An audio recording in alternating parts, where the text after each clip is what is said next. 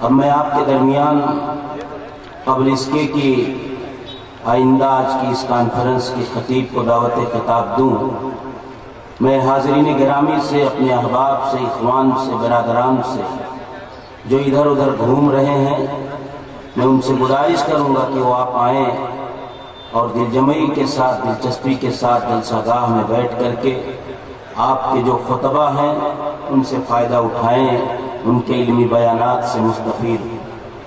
اب ایک اہم ترین، انتہائی نازک ترین موضوع تاریخ اہل حدیث، میں دوسرے لفظوں میں یہ کہوں کہ تاریخ اسلام اور تاریخ تحریک محمدی جیسے عظیم موضوع پر خطاب کرنے کے لیے ایک ایسے معروف و مشہور اور مایہ ناز خطیب جو ہمارے اور آپ کے درمیان محتاج تعارف نہیں ہے، جن کی تحریریں، جن کی تقریریں، جن کے خطابات اور علمی بیانات ہمارے لیے انتہائی گراں قدر ہیں، میری مراد حضرت مولانا جلال الدین قاسمی حفظہ اللہ سے ہے، جن کے بارے میں صرف اتنا کہوں گا کہ تقریر کے ہنگام میں امڑتا ہوا دریا، تقریر کے ہنگام میں امڑتا ہوا دریا، تحریر کے دوران صدخلد ذخار، جنہوں نے اپنی محنت شاقہ اور اپنی مسلسل کوششوں سے میدان خطابت میں ایک منفرد انداز اور اسلوب کے حوالے سے تمام اسٹیجوں پر اپنا لوہا منوایا ہے۔ میں آپ کے درمیان دعوت خطاب دے رہا ہوں جناب مولانا جلال الدین صاحب قاسمی حفظہ اللہ کو کہ آپ آئیں اور تاریخ اہل حدیث کے حوالے سے اپنا گراں قدر خطاب سامعین کے سامنے پیش فرمائیں۔ ان الحمد للہ نحمده ونستعینه ونستغفره ونعوذ بالله من شرور انفسنا من سیئات اعمالنا من يهده الله فلا مضل له ومن يضلل فلا هادي له وأشهد أن لا إله إلا الله وحده لا شريك له وأشهد أن محمدا عبده ورسوله يا أيها الذين آمنوا اتقوا الله حق تقاته ولا تموتن إلا وأنتم مسلمون يا أيها الناس اتقوا ربكم الذي خلقكم من نفس واحدة وخلق منها زوجها وبث منهما رجالا كثيرا ونساء واتقوا الله الذي تساءلون به والأرحام إن الله كان عليكم رقيبا يا أيها الذين آمنوا اتقوا الله وقولوا قولا سديدا يصلح لكم أعمالكم ويغفر لكم ذنوبكم ومن يطع الله ورسوله فقد فاز فوزا عظيما أما بعد فإن خير الحديث كتاب الله وخير الهدي هدي محمد صلى الله عليه وسلم وشر الأمور محدثاتها وكل محدثة بدعة وكل بدعة ضلالة الضلالة في النار أعوذ بالله من الشيطان الرجيم بسم الله الرحمن الرحيم يا أيها الذين آمنوا أطيعوا الله وأطيعوا الرسول ولا تبطلوا أعمالكم محترم صدر اجلاس، حضرات علماء کرام، محترم بزرگوں، نوجوان بھائیوں، پیارے بچوں، خواتین اسلام،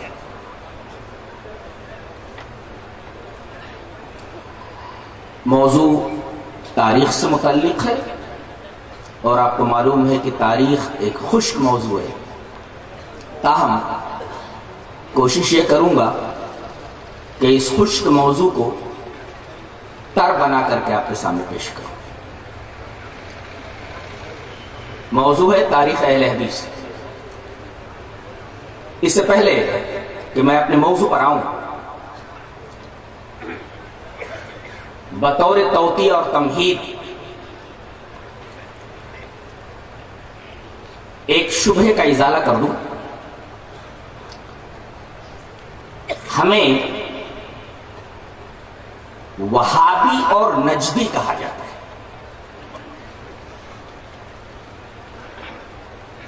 اور ان دو ناموں کے حوالے سے ہمیں بہت برا بھلا کہا جاتا ہے، اور شعراء نے تو باقاعدہ قافیہ پیمائیاں بھی کی ہے، سڑا سڑا وہاں بڑا وغیرہ۔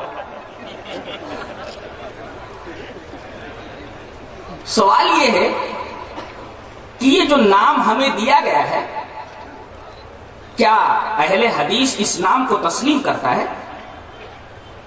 قطعاً نہیں، ہم وہابی ہیں ہی نہیں۔ اب ظاہر ہے کہ ہم جب اپنے آپ کو وہابی مانتے ہی نہیں، تو اگر کوئی لفظ وہابی کو درمیان میں لا کر گالیاں بکے، برا بھلا کہے، تو وہ جانے اس کا کام جانے۔ یہ تو ایسے ہی ہوا کہ ایک مسلک کے لوگ جنہیں صحابہ کرام سے عداوت اور بغض ہے، خاص طور سے حضرت ابو بکر رضی اللہ تعالیٰ عنہ اور ان کی بیٹی حضرت عائشہ رضی اللہ تعالیٰ عنہ سے بڑی دشمنی ہے۔ اس عورت نے ایک بکری پال رکھی، آپ چھگڑی پالے رہی، اور اس کا نام اس نے عائشہ رکھ رکھا تھا، اور صبح صبح مری اٹھاتی اور عائشہ عائشہ کہہ کر کے اس بکری کو مارنے لگتی۔ اب بتائیے، اس بکری کا نام عائشہ رکھ کر کے اس کو پیٹنے سے صدیقہ کائنات حضرت عائشہ رضی اللہ تعالی عنہا کی ذات اقدس پر کیا حرف آتا ہے؟ یہ تو ایک بہت بڑی حماقت ہے۔ اسی طریقے کی ایک حرکت قریش مکہ نے نبی کریم صلی اللہ علیہ وسلم کے تعلق سے کی۔ آپ کا نام کیا تھا؟ محمد۔ محمد کا مطلب ہے جس کی بہت زیادہ تعریف کی گئی ہو، تو آپ کا نام محمد نہ زبان سے ادا کر کے آپ کو مذمم کہا جاتا ہے، جس کی بہت ہی برائی کی گئی ہو۔ نبی کریم صلی اللہ علیہ وسلم نے اپنے نام کے اس بگاڑے جانے پر کیا ریئیکشن ظاہر کیا؟ آئیے ایک حدیث میں دیکھتے ہیں۔ حدیث اس طرح، وان ابی ہریرہ رضی اللہ تعالی عنہ قال قال رسول اللہ صلی اللہ علیہ وسلم الا تعجبون کیف یصرف اللہ عنی شتم قریش ولعنهم یشتمون مذمما ویلعنون مذمما وانا محمد رواه البخاری فی کتاب المناقب۔ حضرت امام بخاری حدیث پاک کو بخاری شریف کتاب المناقب میں ایسے ہی لائے، راوی جیسا کہ معلوم ہوا حضرت ابو ہریرہ رضی اللہ تعالیٰ عنہ۔ حضرت ابو ہریرہ رضی اللہ تعالیٰ عنہ فرماتے ہیں کہ نبی کریم صلی اللہ علیہ وسلم نے ارشاد فرمایا، کیا تمہیں اس بات پر تعجب نہیں ہوتا کہ اللہ تبارک و تعالی مجھ سے قریش کی گالیوں کو اور قریش کی لعنت کو کس طرح پھیر دیتا ہے؟ وہ لوگ مذمم کو برا بھلا کہتے ہیں، وہ مذمم کو گالی دیتے ہیں، وہ مذمم کے اوپر لعنت بھیجتے ہیں، لیکن میرا نام تو مذمم نہیں ہے، وانا محمد، میرا نام تو محمد ہے۔ یہ نبی کریم صلی اللہ علیہ وسلم کا ریئیکشن تھا ان کے اس ایکشن کے اوپر کہ نبی کریم صلی اللہ علیہ وسلم کو محمد کہنے کی بجائے مذمم بولتے تھے، تو نبی کریم صلی اللہ علیہ وسلم یہ بولتے تھے یہ تو میرا نام نہیں ہے۔ اسی طریقے سے اگر کوئی اہل حدیثوں کو اہل خبیث کہے تو در حقیقت وہ اس حدیث کے دائرے میں آتا ہے کہ نبی کریم صلی اللہ علیہ وسلم کا بھی نام بگاڑ کر کے قریش مکہ محمد کے بجائے مذمم کہتے تھے، اور نبی کریم صلی اللہ علیہ وسلم یہ فرماتے تھے کہ بھائی وہ مذمم کو گالی دیتے لیکن میرا نام تو مذمم نہیں، میرا نام تو محمد ہے۔ اسی وجہ سے اگر کوئی اہل خبیث کہے تو ہمارا نام تو اہل خبیث نہیں، ہمارا نام تو اہل الحدیث ہے۔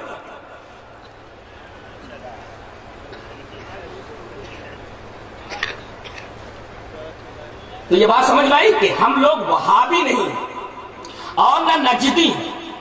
کیوں؟ اس لیے کہ عرب میں ایک عظیم مفکر اور مصلح پیدا ہوا تھا جس کا نام تھا محمد ابن عبد الوہاب۔ یہ عرب کے ایک ایریے نجد میں پیدا ہوئے تھے، اسی وجہ سے ان کو نجدی بھی کہا جاتا ہے۔ نام کیا تھا؟ محمد۔ باپ کا نام کیا تھا؟ عبد الوہاب۔ پیدا کب ہوئے؟ 1115 ہجری کے اندر۔ اب ان کا نام محمد، تو ان کی طرف اگر اہل حدیثوں کو منسوب کر کے بولنا ہے تو محمد ہی بولو، اس لیے کہ ان کا نام محمد تھا۔ اور اگر باپ کی طرف منسوب کر کے ہم کو وہابی کہا جاتا ہے تو ان کے باپ کا نام تو وہاب نہیں تھا، عبد الوہاب تھا، تو عبد الوہاب ہی بولو، اس لیے کہ ان کا نام عبد الوہاب تھا، وہاب نہیں تھا۔ لہذا میری سمجھ میں آج تک یہ بات نہیں آئی کہ ہمیں وہابی کیوں کہا جاتا ہے، اور جبکہ پتہ یہ چلتا ہے کہ ہمیں منسوب کیا جاتا ہے انہی کی طرف، محمد ابن عبد الوہاب نجدی کی طرف، لیکن یہ نسبت کچھ اب تک سمجھ میں نہیں آئی۔ اگر نام کی طرف نسبت ہے تو ان کا نام محمد تھا، ہمیں محمد ہی کہا جاتا، باپ کی طرف اگر منسوب کیا جاتا تو عبد الوہاب ہی کہا جاتا، اس لیے کہ باپ کا نام عبد الوہاب تھا۔ اور آخری بات، یہ حنبلی المسلک تھے، اور آپ کو معلوم ہے کہ اہل حدیث کسی شخصیت کی طرف اپنے آپ کو منسوب نہیں کرتا، اپنے آپ کو وہ حنفی نہیں کہتا، اپنے آپ کو وہ مالکی نہیں کہتا، اپنے آپ کو وہ شافعی نہیں کہتا، اپنے آپ کو وہ حنبلی نہیں کہتا، یہ حنبلی المسلک تھے۔ انہوں نے اپنی نسبت مشہور امام احمد بن حنبل کی طرف کر رکھا تھا، اور آپ کو معلوم ہے کہ اہل حدیث اپنی نسبت کسی شخصیت کی طرف نہیں کرتا سوائے اللہ اور اس کے رسول کے۔ لہذا کس بنا پر ہمیں وہابی کہا جاتا ہے، آج تک میری سمجھ میں یہ بات نہیں آئی۔ اچھا، اس آدمی سے انہیں دشمنی کیوں ہوئی ہمارے بھائیوں کو؟ اصل میں اس بیچارے سے ایک بہت بڑا گناہ ہو گیا تھا۔ گناہ کیا ہو گیا تھا؟ اس نے نبی کریم صلی اللہ علیہ وسلم کی ایک حدیث کے اوپر عمل کر لیا تھا، یہ بہت بڑا گناہ تھا اس کا۔ کس حدیث کے اوپر عمل کر لیا تھا؟ اس سے پہلے کہ میں وہ حدیث آپ کے سامنے پیش کروں، میں یہ بتا دوں کہ ایک زمانہ ایسا تھا کہ سعودی عرب کے اندر قبروں کو پختہ بنا لیا گیا تھا، اور پکی قبریں بنا بنا کر کے لوگ ان قبروں سے استمداد کرتے تھے، قبر والوں کو مشکل کشائی کے لیے پکارتے تھے، ان سے استمداد کرتے تھے، مدد مانگتے تھے۔ حضرت محمد ابن عبد الوہاب نجدی نے حکومت کی مدد سے ان تمام پکی قبروں کو اکھاڑ دیا اور انہیں زمین کے برابر کر دیا۔ انہوں نے کون سا گناہ کیا؟ انہوں نے جو یہ عمل کیا در حقیقت نبی کریم صلی اللہ علیہ وسلم کی ایک حدیث کی روشنی میں کیا، اور اگر حدیث پر عمل کرنا گناہ ہے تو یہ گناہ ان سے ہوا ہے۔ وہ کون سی حدیث ہے؟ حدیث اس طرح، وان ابی الحیاج الاسدی قال قال علی رضی اللہ تعالی عنہ الا ابعثک الا ما بعثنی علیہ رسول اللہ صلی اللہ علیہ وسلم اللہ تدع تمثالا الا تمسته ولا قبرا مشرفا الا سويته، رواہ مسلم فی کتاب الجنائز۔ حضرت امام مسلم رحمہ اللہ اس پوری حدیث کو ایسے ہی مسلم کتاب الجنائز کے اندر لائے۔ راوی حضرت ابو حیاج اسدی ہے۔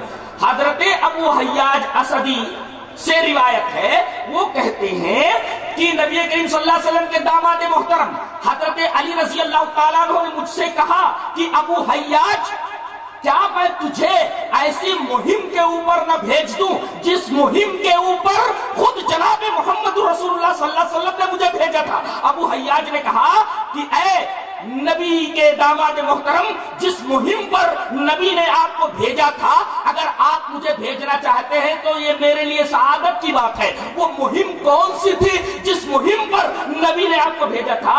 تو حضرت علی رضی اللہ تعالیٰ عنہ نے فرمایا کہ میرے نبی نے، جناب محمد رسول اللہ صلی اللہ علیہ وسلم نے مجھے ایک مہم کے اوپر بھیجا تھا کہ جو اسٹیچو نظر آئے اسے تو برابر کر دے، اسے مٹا دے، اور کوئی بھی ابھری قبر نظر آئے تو اس ابھری قبر کو برابر کر دے۔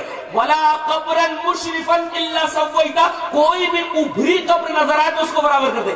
اگر محمد ابن عبد الوہاب نجدی نے اگر پکی قبروں کو توڑ کر کے انہیں برابر کر دیا تو یہ تو نبی کریم صلی اللہ علیہ وسلم کی ایک حدیث کے اوپر عمل کرنا ہوا۔ اگر اس وجہ سے لوگ محمد ابن عبد الوہاب نجدی کو برا کہتے ہیں تو وہ اپنے ایمان کی خیر منائے، اس لیے کہ بات کہاں پہنچ رہی ہے؟ یہ بات نبی کریم صلی اللہ علیہ وسلم تک پہنچ رہی ہے کہ وہ کام آپ نے اپنے داماد محترم سے کروایا جو کام حضرت محمد ابن عبد الوہاب نجدی نے کیا۔ ثابت کیا ہوا کہ ہم وہابی نہیں ہیں۔ کیوں ہمیں وہابی کہا جاتا ہے؟ آج تک یہ بات میری سمجھ نہیں ہے۔ اور نہ ہم نجدی ہیں، اس لیے کہ جب ہم کسی شخصیت کی طرف اپنے آپ کو منسوب کرتے ہی نہیں ہیں تو وہابی کہنا ہم کو اور نجدی کہنا چھ معنی دار کیا مطلب رہتا ہے؟ دوسری بات، ہمارے بارے میں کہا جاتا ہے کہ یہ انگریزوں کی اولاد ہے۔ انگریزوں کے زمانے سے پہلے ان کا وجود تھا ہی نہیں، بلکہ انہوں نے اپنا یہ نام انگریزوں سے بنوایا ہے۔ اس سے پہلے اہل حدیثوں کا وجود ہی نہیں تھا۔ یہ نام اہل الحدیث یہ انگریزوں کا دیا ہوا ہے۔ آئیے ذرا پس منظر میں چلتے ہیں۔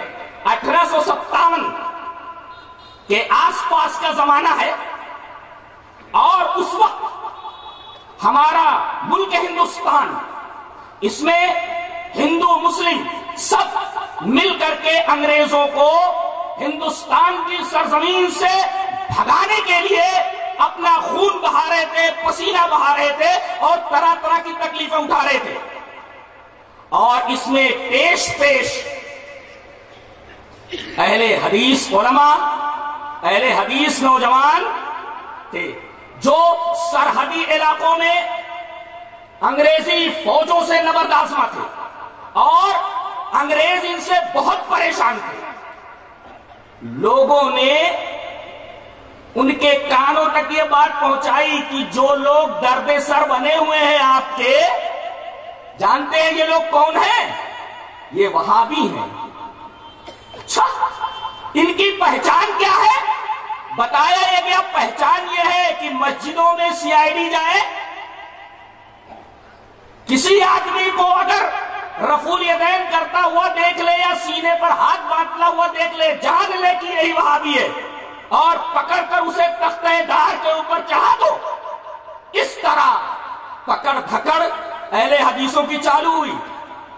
وہ لوگ جو لڑ رہے تھے، ٹھیک ہے، وہ اگر ہاتھ میں آئے تو جو چاہو ان کے ساتھ کرو، تمہارے پاس قدرت، تمہارے پاس طاقت، لیکن جو لوگ تم سے نہیں لڑ رہے تھے ان کو مسجدوں سے پکڑ پکڑ کر کے اٹھانا اور طرح طرح کی تکالیف دینا، یہ اس وقت کے اہل حدیث عالم مولانا محمد حسین بٹالوی رحمت اللہ علیہ کی نگاہ میں آئی کہ اس طریقے سے اگر اہل حدیثوں کو مسجدوں سے اٹھایا جاتا رہا تو قرآن و حدیث کی شمع لے کر کے آگے بڑھنے والا ہندوستان میں کوئی ایک بھی نہیں رہ جائے گا، لہذا اس کا کچھ تدارک کیا جائے، کچھ سوچا جائے۔ انہوں نے انگریز حکومت کو ایک درخواست لکھی کہ ہم لوگ وہابی نہیں ہیں اور سارے لوگ انگریزوں سے نہیں لڑ رہے ہیں، ہمارا نام وہابی نہیں ہے، ہمیں وہابیوں کے نام سے نہ پکارا جائے،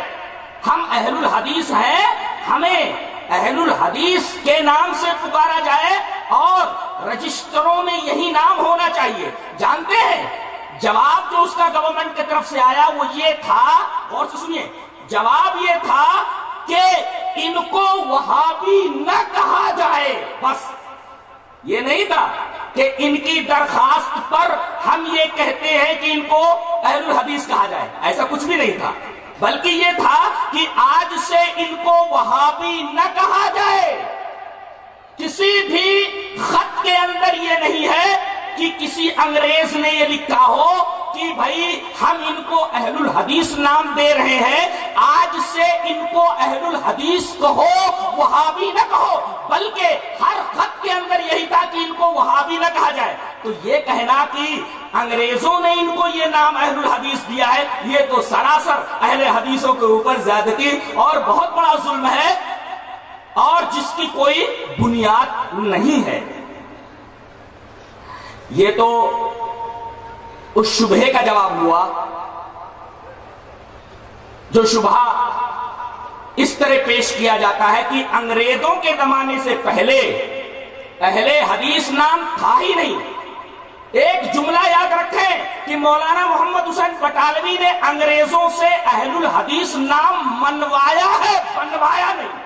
جملہ یاد رہے گا، جملہ یاد رہے، بنوایا نہیں، منوایا ہے کہ ہمارا یہ نام پہلے سے ہے، اس کو منوایا انہوں نے، بنوایا نہیں کہ انگریزوں نے یہ نام بنا کر کے اہل حدیثوں کو دیا ہو۔ اہل الحدیث تو پہلے سے تھے، موجود تھے۔ اچھا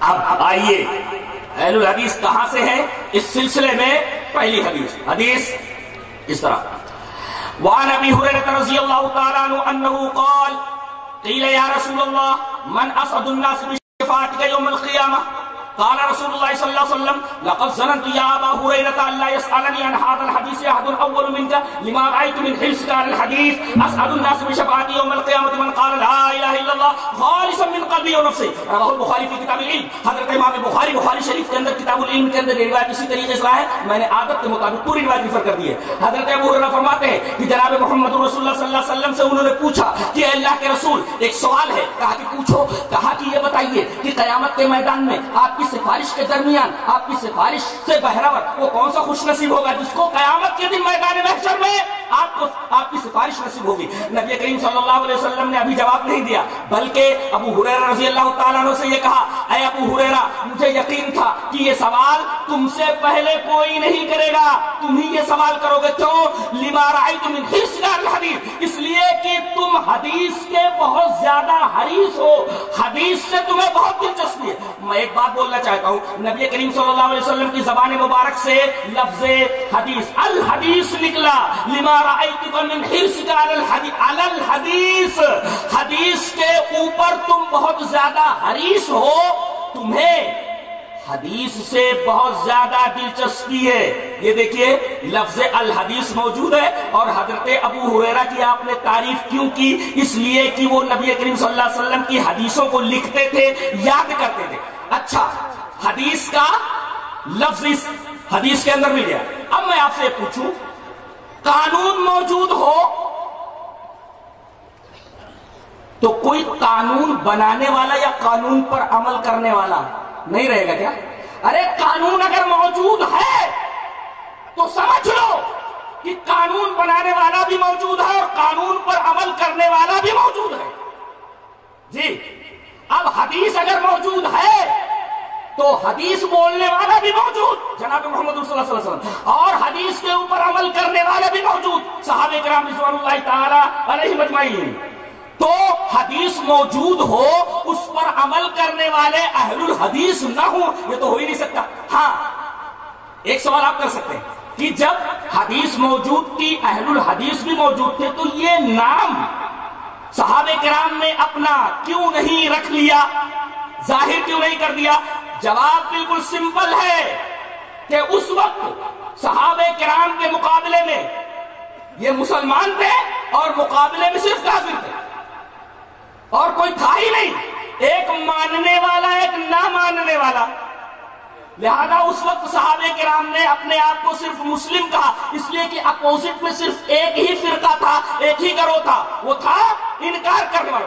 ماننے والوں کو مسلم کہا گیا اور مقابلے میں جو گروہ تھا انکار کرنے والا قریش مکہ کا، ان کو کافر کہا گیا۔ اس وجہ سے انہوں نے اپنا نام مسلم ہی رکھا۔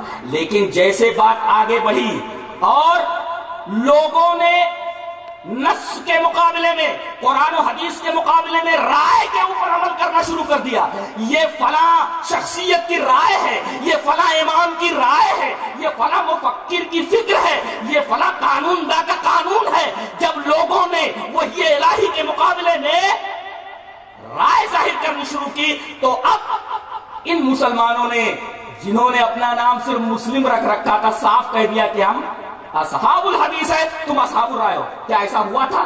جی ہاں. رائے کا لفظ ہے کیا حدیث میں؟ رائے کا لفظ ہے حدیث میں کہ کچھ لوگ رائے کے اوپر عمل کرنے لگے تھے. جی ہاں. دلیل یہ حدیث پاک. وعن علی رضی اللہ تعالیٰ عنہ قال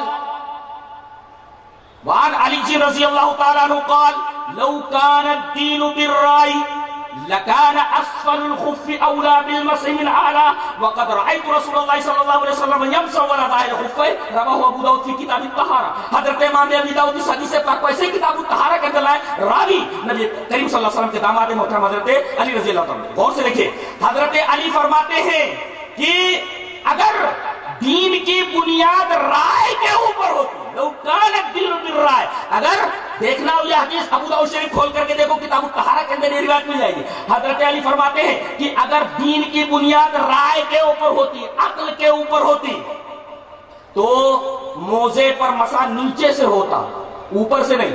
اگر کسی نے وضو بنا کر کے وضو کر کے موزہ پہن لیا تو اگر گاؤں میں ہے تو ایک دن ایک رات موزے کے اوپر مسا کرے اوپر سے، اور اگر مسافر ہے تو 3 دن 3 رات. لیکن شرط یہ ہے کہ وضو کر کے اس نے موزہ پہنا. جی تو اگر مقیم ہے تو 1 دن 1 رات، اور اگر مسافر ہے تو 3 دن 3 رات وہ موزے کے اوپر مسا کرے گا. سوال یہ ہے کہ عقل تو یہ کہتی ہے، رائے تو یہ کہتی ہے کہ گندگی یہاں لگی ہے نیچے تو یہاں مسا ہونا چاہیے. لیکن حضرت علی فرماتے ہیں کہ نبی کریم صلی اللہ علیہ وسلم کو میں نے دیکھا کہ آپ موزے پر اوپر سے مسا کر رہے ہیں، گندگی کہیں لگ رہی ہے اور مسا کہیں کروایا جا رہا ہے. پتہ یہ چلا کہ کچھ لوگ وحی الہی میں نص کی موجودگی میں اپنی رائے داخل کرنے لگے تھے. اس طرح جب وحی الہی کہ ماننے والے ہی صرف موجود تھے تو مقابلے میں صرف کافرین تھے، لہذا اہل الحدیث نام شو کرنے کی ضرورت نہیں پڑی. لیکن آگے چل کر کے جب لوگوں نے حدیثوں کے مقابلے میں رائے پیش کرنی شروع کی تو اب ضروری ہو گیا کہ مسلمان اپنے آپ کو اصحاب الحدیث کہیں کہ دیکھو ہم حدیث کے ماننے والے ہیں اور تم رائے کے ماننے والے ہو، ہم اصحاب الحدیث ہیں تم اصحاب الرائے ہو. ضروری ہو گیا. ارے جب تک پورے گاؤں میں ایک ہی میڈیکل اسٹور ہو اور اصلی دوائیاں اس میڈیکل اسٹور پر مل جاتی ہوں تو اب یہ لکھنے کی ضرورت نہیں ہے کہ بھئی یہیں صرف اصلی دوائی ملتی ہے. ہاں جب اور کئی میڈیکل اسٹورز ہو جائے گاؤں میں اور یہ پتا چل جائے کہ کچھ میڈیکل اسٹورز میں نقلی دوائیں بھی مل رہی ہیں تو اب ان لوگوں کو چاہیے جو صرف اصلی دوائیں بیچنا چاہتے ہیں، اصلی دوائیں صرف اسی میڈیکل اسٹور میں ملتی ہے. ضروری ہو گیا. لہذا جب لوگوں نے رائے کے اوپر عمل کرنا شروع کر دیا تو ان سے کہا گیا تم اصحاب الرائے ہو، ہم اصحاب الحدیث ہیں. اس طرح ضروری ہو گیا کہ اپنے آپ کو اصحاب الحدیث کہا جائے تاکہ اصحاب الرائے اور اصحاب الحدیث کے درمیان ایک خط امتیاز، ایک خط فاصل کھنچ جائے. سمجھ میں آیا؟ اور پھر بات جب آگے بڑھی لوگوں نے یہ کہا کہ ہم حدیث کو بھی مانتے ہیں قرآن کو بھی مانتے ہیں، لیکن قرآن اور حدیث میں منمانی تعویل کرنے لگے تو جو مسلمان تھے اور جنہوں نے اپنے آپ کو اصحاب الحدیث کہا انہوں نے ایک اور نام اپنا رکھا، کہا کہ ہم سلفی ہیں. کیوں؟ اس لیے کہ تم قرآن اور حدیث میں منمانی تعویل کرتے ہو. ہم منمانی تعویل نہیں کرتے، ہم قرآن اور حدیث کا وہی معنی سمجھتے ہیں جو صحابہ کرام نے سمجھا، ہمارے سلف نے سمجھا ہے. تو اب ضروری ہو گیا کہ مسلم کے ساتھ اصحاب الحدیث کہیں اور اصحاب الحدیث کے ساتھ اپنے آپ کو سلفی کہیں، اس لیے کہ یہ بتاتا ہے لفظ سلف کہ ہم وحی الہی کو قرآن اور حدیث کو اس طرح سمجھتے ہیں جس طرح صحابہ کرام رضوان اللہ تعالی علیہم اجمعین نے سمجھا ہے. یہ مطلب ہے اس کا. ورنہ اگر یہ سارے کے سارے فرقے مٹ جائے، ہمارے مقابلے میں صرف ایک ہی فرقہ رہ جائے، اپنے آپ کو صرف مسلمان کہیں، ثابت ہوا؟ جی اس وجہ سے صحابہ کرام نے اپنا نام صرف مسلم رکھا تھا، مقابلے میں صرف ایک ہی گروہ تھا. اگر اصحاب الرائے ہوتے تو مسلمان اپنے آپ کو اصحاب الحدیث بھی کہتے ہیں. لیکن حدیث موجود تھی، حدیث کے اوپر عمل کرنے والے بھی موجود تھے، حدیث کہنے والا بھی موجود تھا، جناب محمد رسول اللہ صلی اللہ علیہ وسلم. یہ بات بھی صاف ہو گئی کہ اپنا نام انہوں نے اصحاب الحدیث کیوں نہیں رکھا اس وقت. اچھا، کیا اہل الحدیث کا ذکر قرآن میں ہے؟ جدہ میں میں نے دارالسلام سے کتاب لی جدہ میں، تو اس کتاب کا نام ہے شرف و اصحاب الحدیث، مخرج ہو کر کے آئی. اردو میں ایک ترجمہ ہے لیکن انتہائی بیکار قسم کا، لیکن مخرج ہو کر کے آئی. اس میں جتنی احادیث ہیں، جتنے آثار ہیں، ہر ایک اثر کی تخریج کر دی گئی. آئیے ذرا ایک حدیث دیکھتے ہیں، ایک اثر دیکھتے ہیں۔ حضرت یزید ابن ہارون کہتے ہیں، غور سے سنیے، حضرت یزید ابن ہارون کہتے ہیں، کیا کہتے ہیں؟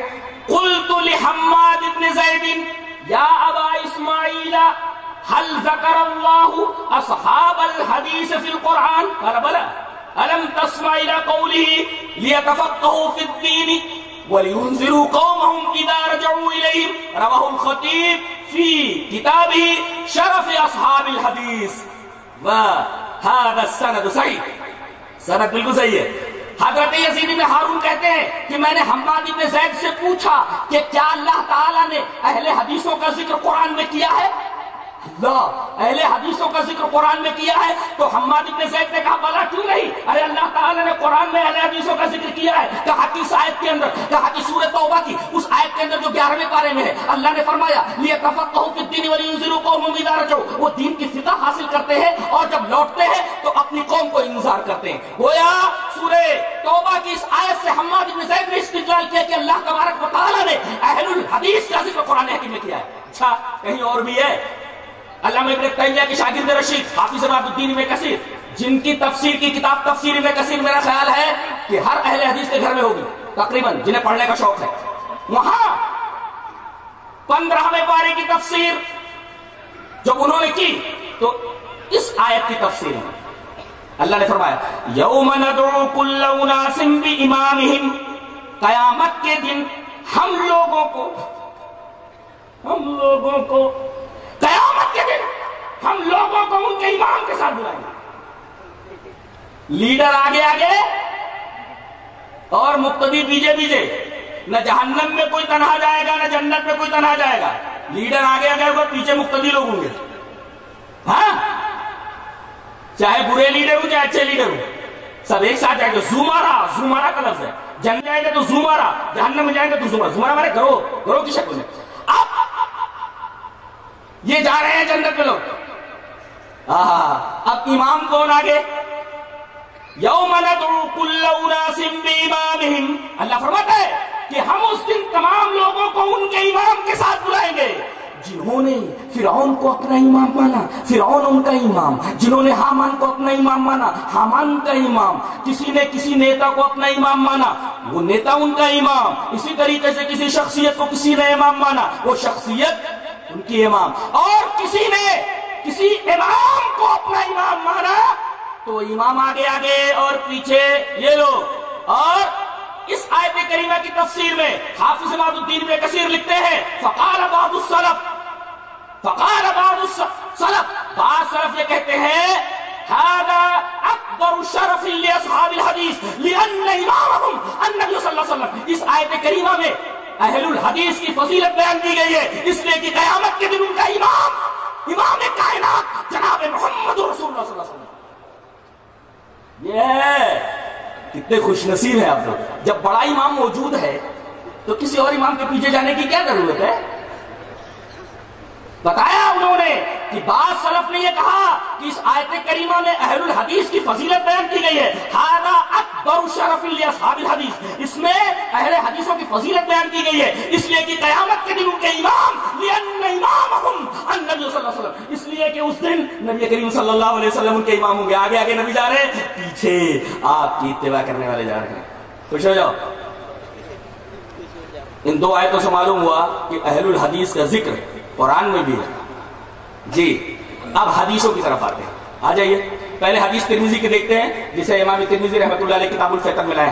حدیث اس طرح وعن معاویہ بن قرۃ عن ابیہ قال قال رسول اللہ صلی اللہ علیہ وسلم اذا فسد اهل الشام فلا خیر لكم لا تزال طائفة من امتی منصورین لا يضرهم من خذلهم حتى تقوم الساعة قال محمد بن اسماعیل قال علی بن المدینی هم اصحاب الحدیث، رواه الترمذی فی کتاب الفتن۔ ترمذی شریف کھولیے کتاب الفتن، اس کے اندر یہ پوری کی پوری روایت دیکھیے جسے امام ترمذی کتاب الفتن کے اندر لائے۔ معاویہ بن قرہ اپنے باپ سے روایت کرتے ہیں، وہ کہتے ہیں کہ نبی کریم صلی اللہ علیہ وسلم نے ارشاد فرمایا کہ جب شام والے خراب ہو جائے تو تمہارے لیے کوئی خیر کی بات نہیں ہے، اور ایک بات یاد رکھو میری امت کا ایک گروہ برابر حق کے اوپر رہے گا اور اللہ کی طرف سے اس کی مدد ہوتی رہے گی، غور فرمائیے مدد ہوتی رہے گی یہاں تک کہ کوئی بھی نقصان پہنچانے والا، ان کو رسوا کرنے والا، اپنے مقصد میں کامیاب نہیں ہوگا، ان کو کوئی تکلیف نہیں پہنچا سکتا، ان کو رسوا نہیں کر سکتا قیامت تک، قیامت تک۔ اب یہ حدیث پیش کی گئی اور کہا گیا ایک گروہ ہوگا۔ اب یہ گروہ کون سا ہوگا؟ امام ترمذی رحمۃ اللہ علیہ اپنے استاد امام بخاری رحمۃ اللہ علیہ کا قول نقل کرتے ہیں، اور امام بخاری رحمۃ اللہ علیہ اپنے استاد مشہور محدث، مشہور ناقد حدیث علی ابن مدینی کا قول نقل کرتے ہیں۔ قال محمد بن اسماعیل، حضرت محمد بن اسماعیل بخاری فرماتے ہیں کہ میرے استاد علی ابن مدینی نے فرمایا کہ یہاں اس گروہ سے مراد اصحاب الحدیث ہے۔ قال محمد بن اسماعیل قال علی ابن مدینی هم اصحاب الحدیث۔ اس حدیث پاک میں جو گروہ ہے جو قیامت تک رہے گا اس سے مراد اہل الحدیث ہے۔ جی یہ حدیث رہی، پہلی حدیث رہی۔ اچھا اب دوسری حدیث دیکھتے ہیں۔ حدیث اس طرح وعن عمران بن حسین رضی اللہ تعالی عنہ قال قال رسول اللہ صلی اللہ علیہ وسلم لا تزال طائفة من امتی يقاتلون على الحق لا يزرهم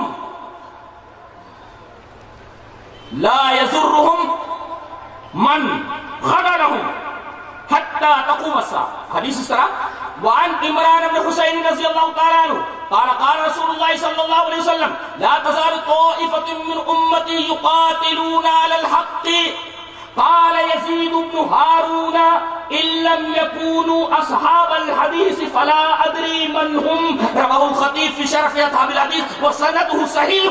اس کی سند صحیح ہے۔ حضرت عمران بن حسین فرماتے ہیں کہ نبی کریم صلی اللہ علیہ وسلم نے ارشاد فرمایا کہ میری امت کا ایک گروہ ایسا رہے گا جو حق کی مخالفت کرنے والوں سے لڑتا رہے گا، جو بھی ناحق پر رہیں گے ان سے لڑتا رہے گا حتی تقوم الساعہ، یہاں تک کہ قیامت آ جائے۔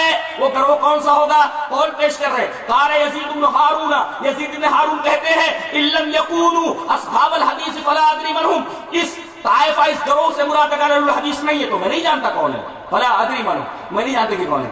یہ دوسری حدیث رہی۔ تیسری حدیث اس طرح وعن سعید بن یعقوب الطائی او غیرہ قال ذکر ابن المبارک حدیث النبی صلی اللہ علیہ وسلم لا تزال طائفة من امتی ظاہرین علی الحق لا يضرهم من ناواهم حتى تقوم الساعة قال ابن المبارک هم عندي اصحاب الحدیث، رواه الخطیب فی شرح اصحاب الحدیث وسنده صحیح۔ حضرت سعید بن یعقوب طائی وغیرہ نے کہا کہ ابن المبارک جو امام ابو حنیفہ کے استاد شاگرد ہیں، حضرت امام ابو حنیفہ کے شاگرد ہیں ابن المبارک، انہوں نے نبی کریم صلی اللہ علیہ وسلم کی یہ حدیث پڑھی کہ لا تزال طائفة من امتی ظاہرین علی الحق، کہ ایک گروہ میری امت کا ایسا رہے گا جو غالب رہے گا، ناحق پر چلنے والوں سے لڑتا رہے گا اور ان سے مخالفت کرنے والے ان کو کوئی نقصان نہیں پہنچا سکتے۔ اس حدیث کو بیان کرنے کے بعد قال ابن المبارک، امام ابو حنیفہ رحمۃ اللہ علیہ کے شاگرد ابن المبارک فرماتے ہیں ہم عندی اصحاب الحدیث، اس حدیث سے مراد میرے نزدیک اہل الحدیث ہے۔ یہ رہی تیسری حدیث جو پیش کی گئی۔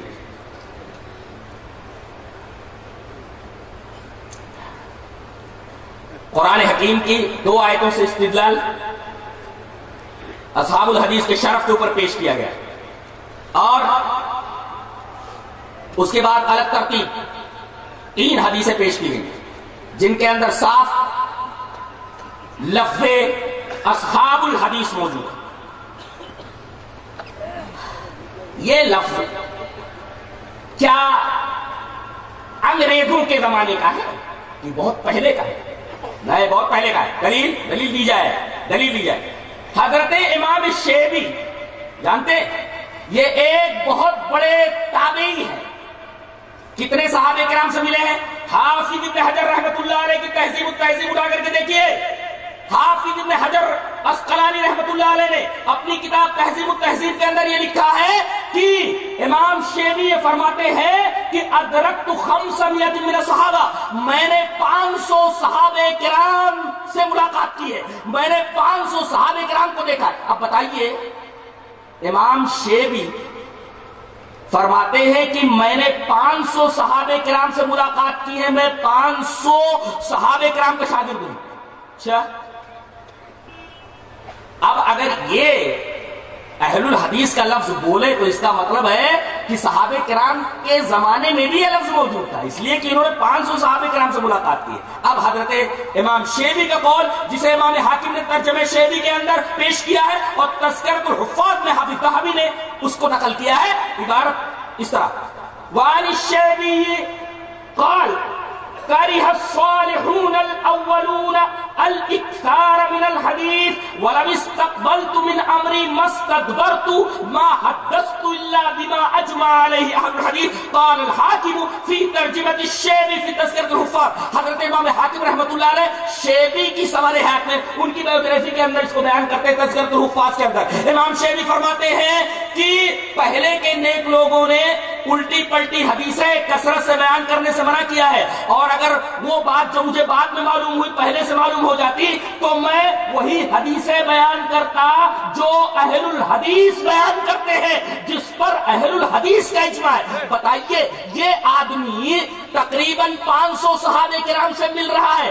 اور تابعی ہے، یہ صحابہ کرام کو پائے ہوئے، صحابہ کرام کے زمانے سے جڑا ہوا ہے. اگر یہ آدمی لفظ اہل الحدیث استعمال کرتا ہے تو کون پاگل یہ کہے گا کہ یہ لفظ انگریزوں کے زمانے کا ہے؟ یہ لفظ تو تابعین کے زمانے میں، یہ لفظ صحابہ کرام کے زمانے میں موجود تھا، جیسا کہ تذکرۃ الحفاظ کے اندر امام شیبی کے اس قول سے بھی ظاہر ہے. اس کا مطلب یہ ہوا کہ یہ لفظ پہلے ہی سے موجود تھا. امام شیبی اگر یہ بات کہے اس کا مطلب تابعین کے زمانے میں بھی یہ لفظ موجود تھا اہل الحدیث کا، اور صحابہ کرام جن میں سے 500 سے تو انہوں نے ملاقات کی ہے، ان کے درمیان بھی یہ لفظ موجود تھا. اتنی بات اگر سمجھ میں آ گئی تب ہم آگے بڑھتے ہیں. ایک سوال یہ کرتے ہیں کہ ارے 200 سال پہلے کی کوئی مسجد اہل حدیث ہو تو بتاؤ. تمہاری کوئی مسجد ہی نہیں 200 سال پہلے. یعنی کہنا یہ چاہتے ہیں کہ امام جب دنیا میں آئے اس کے بعد سے مسجدیں جو بنی ہیں ساری کی ساری مقلدین کی مسجدیں بنی ہیں. اہل الحدیث کی مسجدیں بہت بعد میں بنائی گئی ہیں، جس سے یہ پتا چلتا ہے کہ یہ بالکل نیا فرقہ ہے، پہلے سے اس کا وجود تھا ہی نہیں، ورنہ ان کی مسجدیں بھی پہلے سے ہوتی. تو ہم یہ پوچھ رہے ہیں اچھا یہ بتاؤ تمہارے امام صاحب امام ابو حنیفہ رحمۃ اللہ علیہ ان کی سن پیدائش کیا ہے؟ سن 80 نا. اچھا، اور سن 80 میں پیدا ہوتے ہیں، اور اس کے بعد حضرت امام شافعی رحمۃ اللہ علیہ سن 150 ہجری کے اندر پیدا ہوتے ہیں. یعنی جس سن میں حضرت امام ابو حنیفہ کا انتقال ہوتا ہے اسی سال امام شافعی پیدا ہوتے ہیں. تو سن 80 ہجری کے اندر امام ابو حنیفہ کی پیدائش ہوئی، 150 کے اندر امام شافعی کی پیدائش ہوئی، سن 90 ہجری کے اندر امام مالک کی پیدائش ہوئی، اور سن 164 ہجری کے اندر حضرت امام احمد بن حنبل کی پیدائش ہوئی. اب میں نے یہ پوچھا کہ سن 80 سے پہلے جتنی مسجدیں تھیں وہ کن کی تھی؟ وہی اہل حدیثوں کی مسجدیں تھیں. اس سے پہلے کہ تم اپنی مسجد میں دکھاؤ، حنفی مسجد دکھاؤ، مالکی مسجد دکھاؤ، رضائی مسجد دکھاؤ، لحافی مسجد دکھاؤ مسجد. اس سے پہلے ارے بھائی امام ابو حنیفہ آ رہے ہیں سن 80 میں، امام شافعی آ رہے ہیں سن 150 میں، امام مالک آ رہے ہیں سن 90 میں، امام احمد بن حنبل آ رہے ہیں 164 کے اندر. یہ سن 80 سے پہلے جتنی مسجدیں ہیں، طائف کی مسجد کس کی؟ مدینہ کی مسجد، نبی کی مسجد کس کی مسجد؟ کعبہ کس کی مسجد؟ مدینے کے اندر دیگر جو مسجدیں بنی تو کون سی مسجد؟ ظاہر ہے کہ کوئی پاگل بھی یہ نہیں کہہ سکتا کہ حنفی مسجد تھی، مالکی مسجد تھی، حنبلی مسجد تھی، شافعی مسجد تھی، اس لیے کہ سن 80 کے بعد یہ سوال ہے اس سے پہلے کی مسجدیں کون سے؟ وہ اہل الحدیث مسجد میں. ایک مثال دیتا ہوں، کہنے لگے مثال دیتے ہیں، ایک سمندر ہے. کیا مثال دیتے ہیں؟ ایک سمندر ہے، ٹھیک ہے بھائی سمندر ہے، اس سے 4 نہریں نکلی، 4 امام کہتے ہیں کہ ایک سمندر ہے جس سے 4 نہریں نکلی، ایک ایک نہر سے اپنے اپنے ذوق کے مطابق لوگ پانی پی رہے ہیں، یہ 5واں فرقہ کہاں سے آ گیا؟ تو جلال الدین قاسمی نے کہا کہ 5واں فرقہ بتاؤں کہاں سے آ گیا؟ وہی سمندر ہے وہ جہاں پہ 4 نہر نکلی۔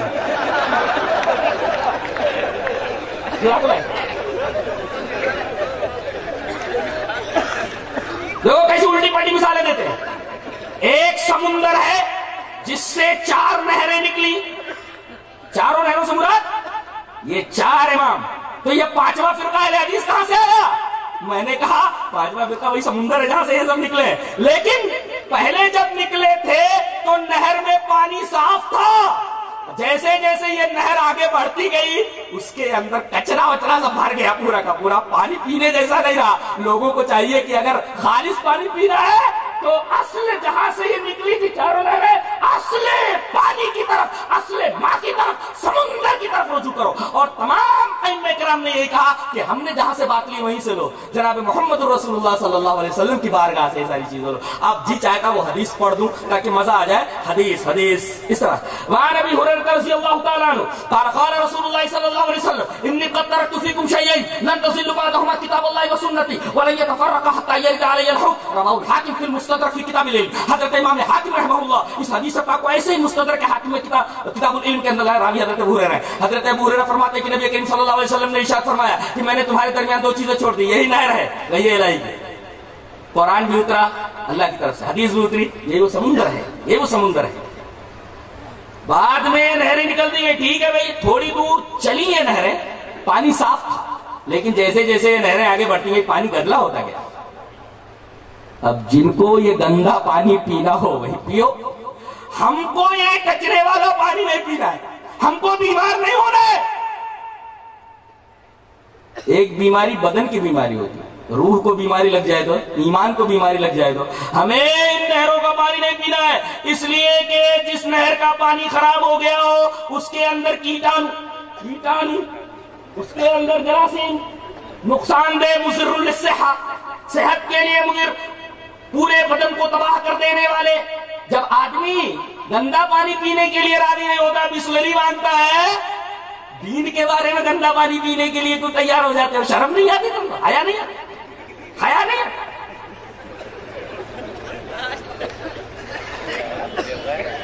بسلری پیتا ہے پانی اپنا جسم بچانے کے لیے، لیکن اپنا ایمان بچانے کے لیے اپنے ایمان کی فکر، بدن کی فکر کر رہا ہے تو بسلری پی رہا ہے، لیکن اپنے ایمان کی فکر اسے نہیں ہے، کہیں سے بھی پانی پی لیتا، کہیں سے بھی پانی پی لیتا۔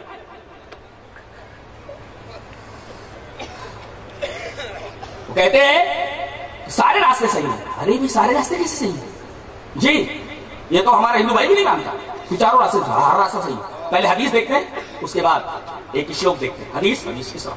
وعن جابر بن عبد الله رضی اللہ تعالی عنہ قال كنا عند النبي صلى الله عليه وسلم فخط خطا وخط خطين عن يمينه وخط خطين عن يساره ثم وضع يده في الخط الاوسط فقال هذا سبيل الله ثم تلا ان هذا صراطي مستقيما فاتبعوه ولا تتبعوا السبل فتفرق بكم عن سبيله۔ رواه ابن ماجه في كتاب المقدمه في باب اتباع سنه رسول الله صلی اللہ علیہ وسلم۔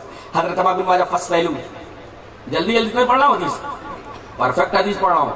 حضرت جابر بن عبداللہ فرماتے ہیں کہ ہم لوگ نبی کریم صلی اللہ علیہ وسلم کے پاس بیٹھے ہوئے تھے، آپ نے ایک سیدھا خط کھینچا، he drew a straight line، آپ نے ایک سیدھی لکیر کھینچی اور اس سیدھی لکیر کے دائیں طرف 2 لکیریں اور بائیں طرف 2، کتنی ہو گئی؟ 2 and 2 make 4، 4 ہو گئی نا، 4۔ اور آپ نے انگلی کس پر رکھی؟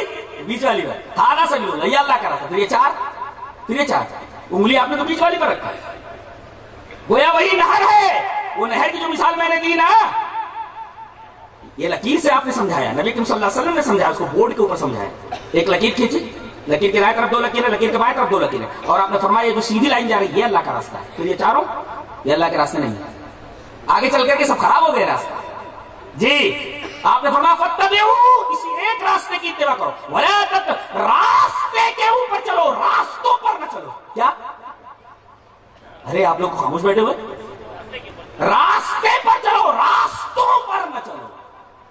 ہاں गीता का श्लोक भी है, सर्वधर्मान परित्यज्य मामेकं शरणं व्रज अहम तो सर्व पापेभ्यो मोक्षयिष्यामि मा शुचा। सर्वधर्मान, धर्म धर्मो धर्मा, धर्मम धर्मो धर्मान, धर्मेण धर्माभ्याम धर्मय, धर्माय धर्माभ्याम धर्मेभ्य, धर्मात् धर्माभ्याम धर्मेभ्य, धर्मस्य धर्मयो धर्माणाम, धर्मे धर्मयो धर्मेषु। तो धर्मान में सर्वधर्मान, सारे के सारे धर्म, परित्यज्य त्याग करके, सारे के सारे धर्मों को, रास्तों को त्याग करके, मामेकम शरणम व्रज, मेरे एक की शरण में आ जा। हाला सबीलुल्लाह, ये अल्लाह का रास्ता। सर्वधर्मान परित्यज्य, तमाम धर्मों को, रास्तों को छोड़कर सिर्फ मेरी शरण में आ जा। तो अहम माने मैं, अहम मां महम महम मैं मत मम में मई जी, अहम मैं, तो तुझको, मैं तुझको तमाम पापों से, सर्व पापेभ्यो, तमाम पापों से मोक्षयिष्यामि, निजात दे दूंगा, मोक्ष दे दूंगा। मां शुचा, डोंट बी सैड, गम मत कर जी, गम मत कर, तमाम पापों से तुझको मैं निजात दे दूंगा। तो ये तो गैर भी हमारे बरादर वतन भी इसको नहीं मानते। तो गीता में आई सर्वधर्मान परित्यज्य, तमाम रास्तों को छोड़ दे, एक रास्ते पर आ जा, सिर्फ ईश्वर की शरण में, वही सब कुछ करने वाला।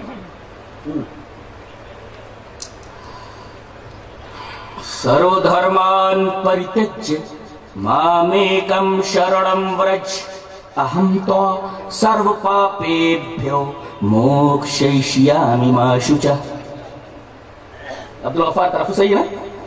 ये वो भाई डिप्लोमा कर रहे हो संस्कृत से, तो जी, तो रास्ता सिर्फ एक, रास्ता सिर्फ एक, हादा सबीलुल्लाह, एक ही रास्ता है जो बारगाह रिसालत से शुरू होता है और जन्नत के दरवाजे पर खत्म होता है। किसका सिरात मुस्तकीम, इहदिना सिरातल मुस्तकीम।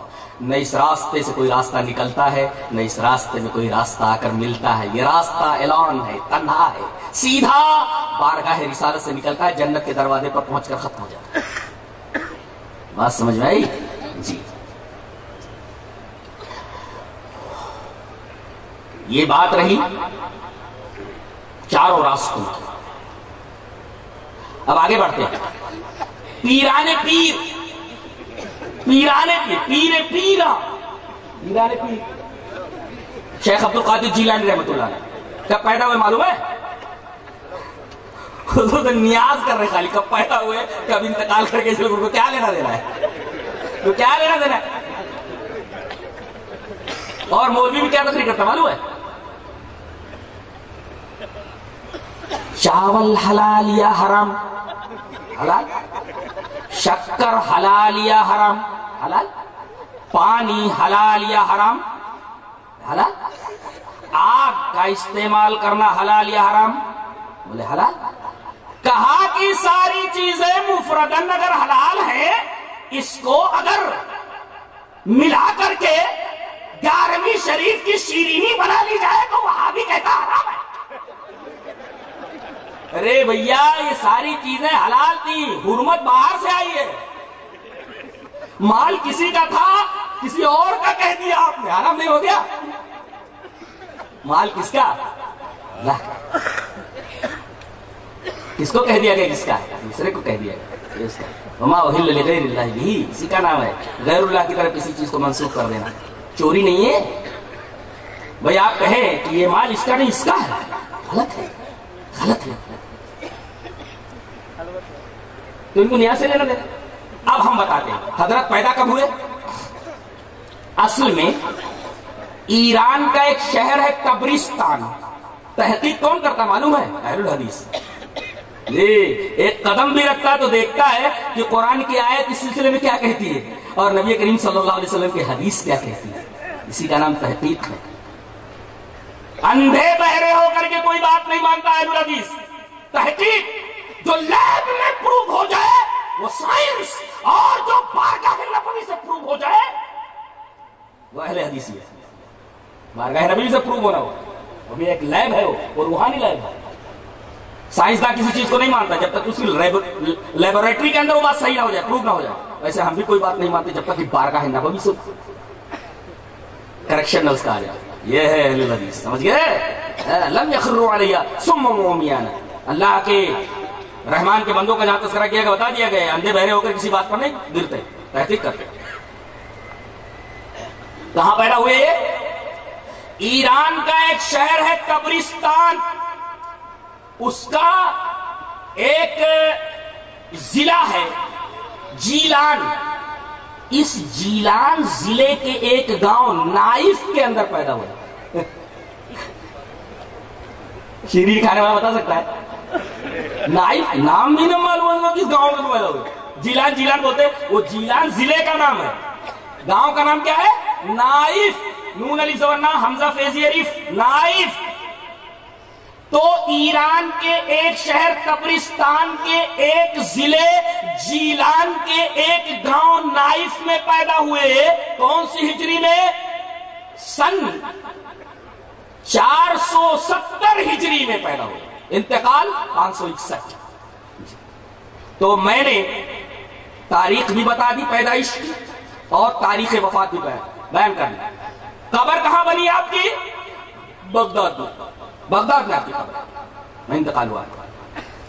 حضرت کی بہت ساری کتابیں، 2 کتابیں تو مشہور ہیں، میری نگاہ سے گزر چکے ہیں، فتوح الغیب بہت پیاری کتاب ہے، اور غنیۃ الطالبین۔ غنیۃ الطالبین کے صفحہ نمبر 80 کو کھول لو، پیران پیر یہ فرماتے ہیں وَعْلَمْ أَنَّ لِأَهْلِ الْبِدْعَةِ عَلَامَاتٍ يُعْرَفُونَ بِهَا فَعَلَامَةُ أَهْلِ الْبِدْعَةِ الْوَقِيعَةُ فِي أَهْلِ الْأَثَرِ۔ صفحہ نمبر 80 پر غنیۃ الطالبین کے پیران پیر رحمت اللہ علیہ شیخ عبد القادر جیلانی رحمت اللہ علیہ لکھتے ہیں کہ جان لے کہ بدعتی لوگوں کی کچھ پہچان ہے، علامت ہے جس سے یہ لوگ پہچان لیے جاتے ہیں۔ علامات یعرفون بها، یہ بدعتی لوگ کچھ علامتوں کی وجہ سے پہچان لیے جاتے ہیں۔ پہلی پہچان کون سی ہے؟ ایک دم سری، فعلامت اہل البدعۃ، ان بدعتیوں کی سب سے بڑی پہچان یہ ہے الوقیۃ فی اہل الاثر، اہل حدیثوں کو برا بھلا بہت بولتے ہیں، ان کے عقیدے میں ان کے عمل کے اندر کیڑے نکالتے ہیں، رفع الغیر کہہ دو کر دو تو کہتے ہیں کنجھڑوا ہے، اور اگر یہ نماز میں زور سے آمین کہے آمین تو کہتے ہیں تھامو زمین۔ اس طریقے سے یہ مذاق اڑاتے ہیں جس کو کہتے ہیں کیڑے نکالنا۔ اور شاعر نے بالکل صحیح کہا کہ وہ نور بن کے زمانے میں پھیل جائے گا، وہ نور بن کے زمانے میں پھیل جائے گا، تم آفتاب میں کیڑے نکالتے رہنا۔ وہ نور بن کے زمانے میں پھیل جائے گا، تم آفتاب میں کیڑے نکالتے رہنا۔ تو بدعتیوں کی ایک مثال یہ ہے کہ اہل الحدیث کے عقیدے اور عمل کے اندر کیڑے نکالتے رہتے ہیں، ان کو کافر کہتے ہیں، ان کو برا بھلا بولتے ہیں، ان کو صراط مستقیم سے ہٹا ہوا کہتے ہیں، ان کو گمراہ گر جہنمی کہتے ہیں۔ در حقیقت پیران پیر نے ان کے بارے میں فیصلہ کر دیا ہے کہ ان بدعتیوں کی ایک پہچان یہ ہے کہ اہل الحدیث کو گالی دیتے، یہ اگر گالی دیتے ہوئے نظر آئے۔ اچھا یہ اہل الاثر کون ہے؟ بتایا گیا آگے صفحہ نمبر 85 کے اوپر، 80 کے بعد 85 کے اوپر لکھتے ہیں وَمَا إِسْمَ لَهُمْ إِلَّا أَصْحَابُ الْحَدِيثِ۔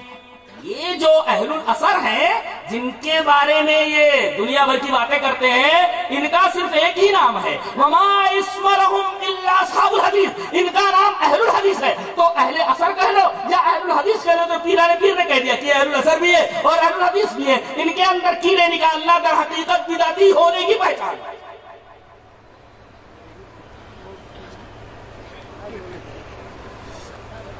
جہاں تک بات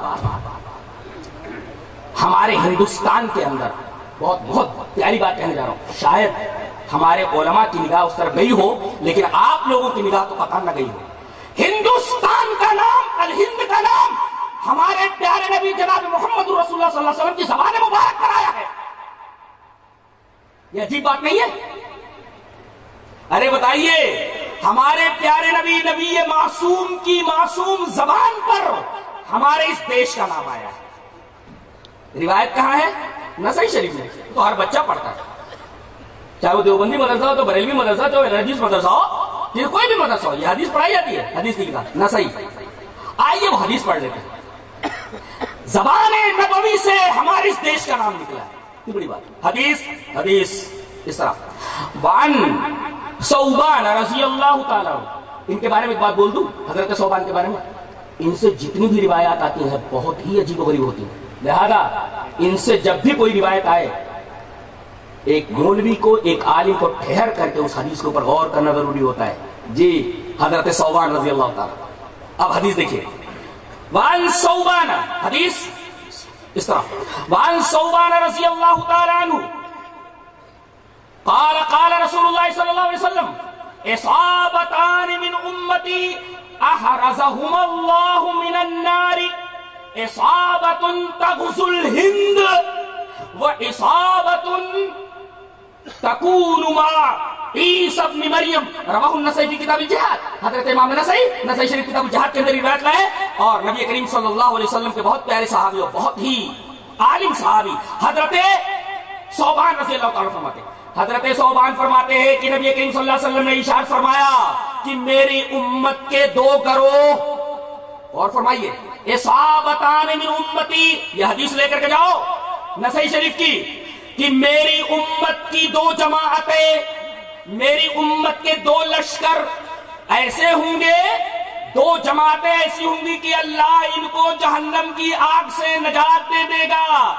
ایک جماعت وہ جو ہندوستان آئے گی، اللہ تغزو الہند، ہندوستان آئے گی، زبان نبوی سے، علامہ البانی نے اس کو سلسلۃ الاحادیث صحیحہ کے اندر ذکر کیا ہے، اس وقت کلام بھی نہیں ہے، حدیث صحیح ہے، سلسلۃ الاحادیث صحیحہ کے اندر علامہ البانی لائے، آپ یہ نہیں کہہ سکتے یہ حدیث ادھر ادھر کی ہے، یہ اٹھائیے سلسلۃ الاحادیث صحیحہ للالبانی۔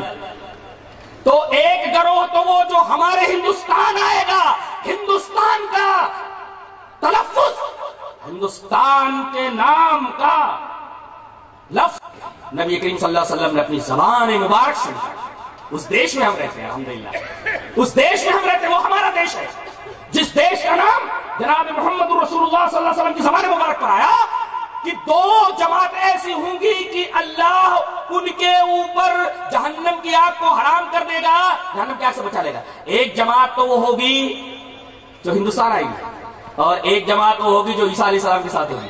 جی ہندوستان کب آئے لوگ؟ ایک بات بولتا ہوں پہلے، سن 15 ہجری کے اندر، یعنی حضرت عمر کے زمانے ہی میں، سن 15 ہجری کے اندر، غور سے سنیے، غور سے، سن 15 ہجری کے اندر حضرت عمر رضی اللہ تعالیٰ عنہ کے دور میں بحرین کے گورنر حضرت حکم ابن ابی العاص، ان کے بھائی عثمان ابن ابی العاص، ان کے بھائی حضرت مغیرہ ابن ابی العاص، یہ سارے کے سارے لوگ ایک لشکر لے کر کے سندھ پر آتے اور بھروچ تک آ جاتے۔ کب آئے ہیں یہ؟ سن 15 کے اندر۔ کتنی عجیب بات ہے، یعنی نبی کریم صلی اللہ علیہ وسلم کو ابھی دنیا سے گئے ہوئے چند ہی سال ہوئے کہ اسلام یہاں آ گیا۔ کب؟ سن 15 کے اندر۔ اسلام کون لایا پہلے؟ امام ابو حنیفہ لائے، وہ تو 80 میں ہوئے، 80 میں پیدا ہوئے، اور سن 15 کے اندر اسلام آ گیا ہمارے ہندوستان میں۔ اچھا، اور اس کے بعد سن 92 کے اندر خلیفہ ولید ابن عبد الملک، جس کا ایک گورنر حجاج ابن یوسف ثقفی، اس کی سرپرستی میں ایک لشکر سندھ پر آیا راجہ طاہر سے لڑنے کے لیے۔ محمد بن قاسم جو 19 سال کے تھے ان کی کمان میں آیا۔ یہ واقعہ کب کا ہے؟ سن 92 کا۔ اس وقت امام ابو حنیفہ کی عمر کتنی تھی؟ 11 یا 12 سال کی، چھوٹے سے تھے۔ یہ آنے والے کون آئے؟ امام کے ماننے والے نہیں، یہ حدیث کے ماننے والے، قرآن کے ماننے والے آئے۔ اسلام اس طریقے سے آیا، سن 15 کے اندر سے شروع ہوا، سن 92 کے اندر یہ لوگ آئے، اور سن 92 سے لے کر سلسلہ چلتا رہا سن 95 تک، مسلسل 3 سالوں تک یہ اسلام ادھر آتا رہا۔ اچھا، اب معاملہ رہا حضرت خواجہ اجمیری رحمت اللہ علیہ کا۔ خواجہ اجمیری رحمت اللہ علیہ در حقیقت جنوبی ایران کے ایک علاقے سیستان کے اندر پیدا ہوئے سن 536 کے اندر، اور انتقال ان کا ہوا سن 635 کے اندر۔ اچھا، یہ چلے مکہ آئے اور مکہ سے مدینہ آئے، اور ان کے جو پیر تھے عثمان ہارونی، مرشد ان کے عثمان ہارونی، جب مدینہ آئے تو ان کے پیر نے کہا دیکھو یہ سامنے نبی کی قبر ہے، سلام کرو، سلام بھیجو۔ دیکھو یہاں ایسا ہوتا ہے نا، پیرا نمی پرند مریدا می پرارند، پیر لوگ نہیں اڑتے ہیں، مرید لوگ ان کو اڑا دیتے ہیں. کہا کہ سلام کر میرے بچے، کہا کہ السلام علیکم یا سید المرسلین، سلام ہو تم پر اے سید المرسلین. قبر سے آواز آئی وعلیکم السلام یا سلطان الہند. پیرا نمی پرند مریدا می پرانند، پیر لوگ نہیں اڑتے ہیں، مرید لوگ ان کو اڑا دیتے ہیں. یا سلطان الہند.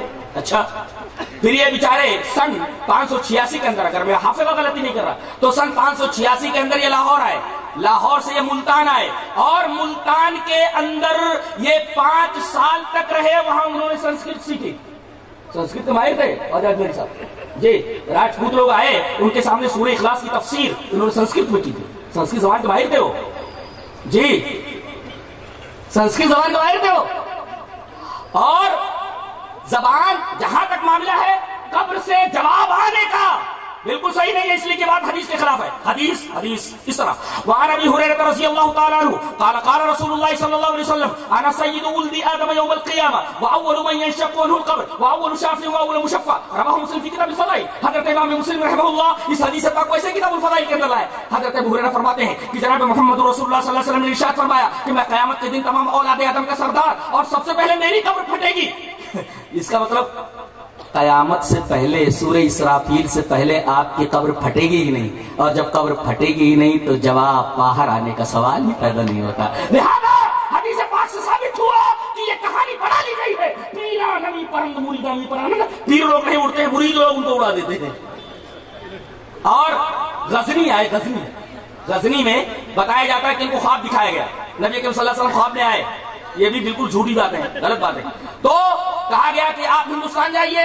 آپ ہندوستان آئے، دلی آئے. اس وقت پرتھوی راج جو ہے یہاں کا حکمراں تھا، اس سے ملاقات کی، اور انہوں نے اجمیر کو اپنی دعوت و تبلیغ کا مرکز بنایا، اور آج وہی وہ آسودہ خاک ہے.